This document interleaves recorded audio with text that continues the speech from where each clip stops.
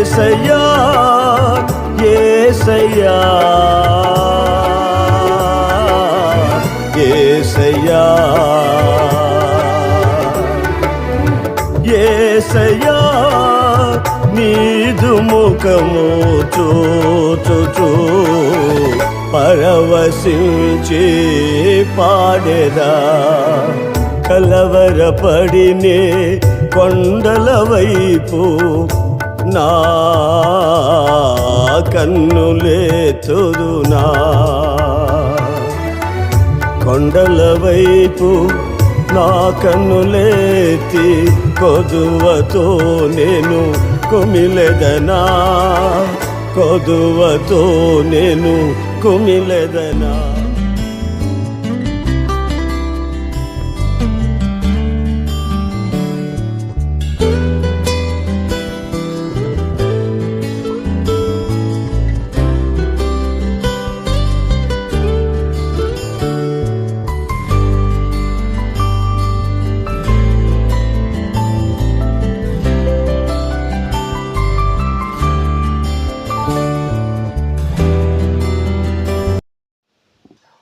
మన ప్రభు రక్షకుడైన యేసుక్రీస్తు నామములో మీ అందరికీ ఉదయకాలము ప్రభు పేరిట శుభాభివందనాలు తెలియచేస్తున్నాం. దేవుని మహాకృపను బట్టి యాకోబు పత్రికలో కొన్ని విషయాలు మనం చదువుకుందాం. 3వ అధ్యాయం 2వ వచనం చదువుతున్నాం. అనేకమైన విషయములలో మనమందరము తప్పిపోయుచున్నాము. ఎవడైనను మాట యందు తప్పని ఎడల అట్టివాడు లోపము లేనివాడై తన సర్వ శరీరమును స్వాధీనపరుచుకుందుమని శక్తిగల దేవునికి లోబడిన వారమై ఉంటారు. ఈ వాక్యములో మనమందరము తప్పిపోకూడదని, సర్వ శరీరులు దేవుని సన్నిధిలో ఆయన స్వాధీనములో ఆయన ఆధీనములో ఉన్నవారు ఎవరు అనేది మనం చూస్తే, ఒక మాట చెప్పినప్పుడు ఆ మాట యందు తప్పిపోకూడదు. ఆ మాట యందు తప్పిన ఎడల దేవుని వాక్యం చెప్తున్నటువంటి మాట, మనము దేవుని యొక్క శక్తిని లేదా దేవుని యొక్క ఆత్మీయతను స్వాధీనపరుచుకోలేము. స్వాధీనపరుచుకునటానికి, స్వాధీనములోనికి రాలేకపోవటానికి మూల కారణం ఏంటో తెలుసా? ఇక్కడ చెప్తున్న మాట, కొంతమంది మాట ఇచ్చి మాట తప్పుతుంటారు. అందుకని ఇక్కడ యాకోబు అంటాడు, నీవు మాట ఇచ్చినప్పుడు తప్పకోకుండా నువ్వు ఉన్న ఎడల సర్వ శరీరులు ఆయన యందు స్వాధీనము కలిగి ఆయన స్వాధీనములో ఆయన ఆధీనములో ఉంటారు. తప్పిపోతే ఏమవుతుందో తెలుసా? 3వ అధ్యాయం 3వ వచనములో మనం చదివితే, గుర్రములను మనకు లోబడినట్లు నోటికి కళ్ళెము పెట్టెను, వాటి శరీరమంతా త్రిప్పెదము కదా. ఒక గుర్రము లోబడి ఉండాలంటే ఆ గుర్రమునకు మామూలుగా అయితే దాని దగ్గరికి వెళ్తే ఎవరు పట్టుకోరు, పట్టుకునే పరిస్థితులు ఉండవు. దానిని మనం స్వాధీనపరుచుకోవాలంటే దాని నోటికి కళ్ళెము వేయాలి. దాని నోటికి కళ్ళెమేస్తే వాటి యొక్క సర్వ శరీరమును నువ్వు ఎటు కావాలంటే అటు తెప్పచ్చు. దాని మీద కూర్చొని ఏ స్వారీ అయినా చేయొచ్చు. ఎప్పుడనంటే దాని నోటికి కళ్ళెం వేసినప్పుడు, అప్పుడు దాని శరీరం అంతా కూడా ఆ వ్యక్తి యొక్క స్వాధీనంలో ఉంటుంది. ఈరోజు ఆత్మీయ జీవితంలో నేను దేవుని స్వాధీనములో ఉన్నానా, దేవుని ఆధీనములో ఉన్నానా అనేటువంటి విషయంలో ఉండకుండా కొన్ని దేవుని సన్నిధిలో స్వాధీనపరుచుకోలేకపోవటానికి కారణం ఏంటంటే, ముందు ఈ మనిషి దేవునిలో స్వాధీనంలో ఉండడు. స్వాధీనంలో తప్పిపోవటానికి మూల కారణం ఏంటంటే మాట, ఆ నాలుక. ఆ మాట చెప్పి పలికి ఆ మాట మీద నిలవకోకుండా మరలా వాటి యందు వారి ఆ మాటను తప్పినట్లయితే వాళ్ళు చూడండి, కొన్నిసార్లు చూస్తే ఎన్ని అబద్ధాలు చెప్తారు, ఎన్ని మోసపు మాటలు చెప్తారు. ఇట్టివారు వాళ్ళ శరీరము వాళ్ళ స్వాధీనంలో ఉండదు. ఇదే వాక్యం చెప్తున్న మాట, మనము దేవుని సన్నిధిలో ఆయన స్వాధీనంలో ఉండాలంటే మాట ఇచ్చిన తర్వాత మాట తప్పకూడదు. 4లో కూడా చూద్దాం, 3వ అధ్యాయం 4లో. వాడ కూడా చూడండి, ఇదిగో ఏవి ఎంతో గొప్పవో ఇదిగో మనం గమనించాలి. వాడ నడిపేటువంటి ఉద్దేశము చొప్పునే మిక్కిలి చిన్న చుక్కాని త్రిప్పబడినట్లు అంత పెద్ద వాడ కూడా స్వాధీనములోనికి రావాలంటే చిన్న చుక్కాని వాడ నడిపేటువంటి నోవకు నాయకుడుగా ఉన్నటువంటి అతని దగ్గర ఉన్న స్టీరింగ్ని బట్టి ఎంత పెద్ద వాడైనా కానీ ఆయన ఉద్దేశము చొప్పునే వాటిని త్రెప్పబడుతుంటుంది. కాబట్టి ఈరోజు మనము గమనించినటువంటి విషయంలో నోటి మాట చాలా ప్రాముఖ్యం. నోటి మాటతో మనము దేవుని సన్నిధిలో ఏం మాట్లాడుతున్నాం, ఏం మాట్లాడకూడదు, ఎలా మనం ప్రవర్తించాలి అనేది నువ్వు దేవుని స్వాధీనములోనికి నువ్వు అప్పగించుకోవాలంటే ఆయన వాక్యమును బట్టి నువ్వు ఆయన స్వాధీనములో ఉన్నట్లయితే సర్వ శరీరులు స్వాధీనమవుతుంది. నోటికి కళ్ళి మీసిన గుర్రము దాని శరీరమంతా స్వాధీనంలోకి వస్తుంది. ఇదిగో వాడును నడిపించే విషయంలో చిన్న చుక్కాని చేత పట్టుకొని ఆ నాయకుడు నడిపిస్తున్నప్పుడు అతని ఉద్దేశము చొప్పున ఆ వాడ నడిపించబడతాము. వాక్యం చెప్తున్నటువంటి మాట కూడా మనమందరము యేసుక్రీస్తు స్వాధీనములో ఉండాలి. ప్రతి ఒక్కరూ కూడా ప్రభు వాక్యం అనేటువంటి ఆయన మాట చొప్పున ఏ మాట మిగలకూడదు, తప్పకూడదు. ఇంకను మనం గమనించినట్లయితే కొరింథీయులకు రాసిన పత్రిక మొదటి పత్రికలో 9వ అధ్యాయము 27వ వచనం, గాలిని కొట్టినట్లు నేను మాటలు కొట్టలేదు, కానీ ఒకవేళ ఇతరులకు ప్రకటించిన తర్వాత నేను భ్రష్టుడనైపోతానేమో అని నా శరీరము నలగగొట్టుకొని దానిని లోపరుచుకున్నాను.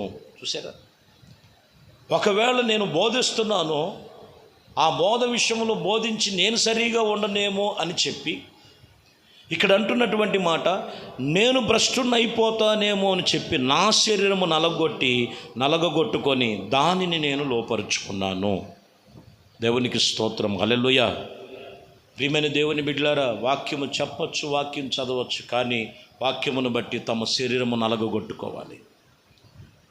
తన ఆశను కోరికలు తీర్చుకుంటాం కాదండి, వాటిని అణిచివేయటమే గొప్పతనం.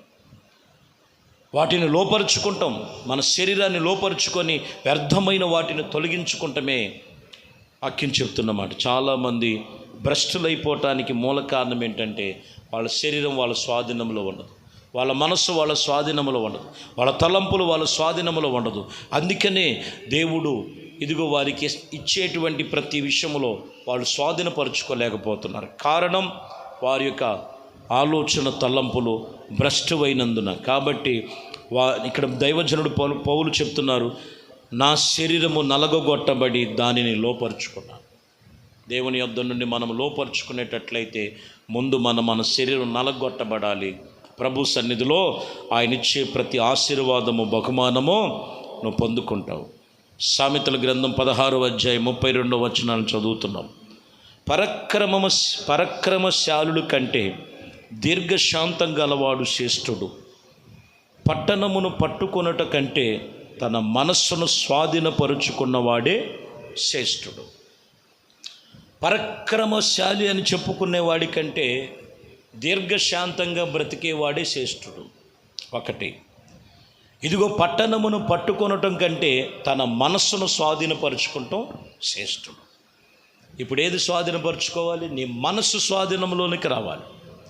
నీ మనస్సు వ్యర్థమైన వాటి వైపు చూస్తూ, నీ మనస్సు వ్యర్థమైనటువంటి అనేకమైనటువంటి తలంపుల వైపు వెళుతున్నదా, ముందు దాన్ని స్వాధీనంలోకి తీసుకో. అది ఓ పట్టణమంతా దాన్ని స్వాధీనపరుచుకుంటాం వలన ప్రయోజనం లేదు. ముందు నీ మనస్సు స్వాధీనంలో ఉండాలి. అదే చెప్తున్నమాట, పట్టణము పట్టుకొనుట కంటే తన మనస్సును స్వాధీనపరుచుకునటం మేలు, పరక్రమశాలుల కంటే దీర్ఘశాంతము గలవాడే శ్రేష్ఠుడు. ఈరోజు మనము చివరి మాటల్లో ఇక్కడ చెప్తున్నటువంటి మాట, మనస్సును స్వాధీనపరుచుకో. తిమోతికి రాసిన మొదటి పత్రికలో 3వ అధ్యాయము 4వ వచనం, సంపూర్ణత కలిగి తన పిల్లలను స్వాధీనపరుచుకొనుచు తన ఇంటి వారిని బాగుగా ఏలువాడై ఉండవలెను. తన పిల్లలను స్వాధీనపరుచుకొనుచు తన ఇంటి వారిని బాగుగా ఏలువాడై ఉండాలి. సంపూర్ణతలో కలిగినటువంటి అనుభవం అది. ఈరోజు ఎంతమంది తల్లిదండ్రులు వాళ్ళ పిల్లలు తల్లిదండ్రులు స్వాధీనములో ఉన్నారు? తల్లిదండ్రులు స్వాధీనములో పిల్లలు లేరు. చెబుతారు, బాగానే పెంచామండి, బాగానే వాళ్ళకు కొనిచ్చామండి, వాళ్ళ కోసం ఎంతో కష్టపడ్డాం, ప్రయాసపడ్డాం, చదువులు ఇప్పించాం, లేకపోతే మేము అది నేర్పించాం, ఇది ఇప్పించాం. ఈరోజు మా మాట వింటలేదు, మా స్వాధీనములో లేరు, మా చేయి దాటిపోయారనేటువంటి తల్లిదండ్రులు ఎందరో ఉన్నారు. వాక్యం చెప్తున్న మాట. అందుకే సంపూర్ణత కలిగి నీ పిల్లలను స్వాధీనపరుచుకొని తన ఇంటిని బాగుగా ఏలువాడై ఉండవలెను.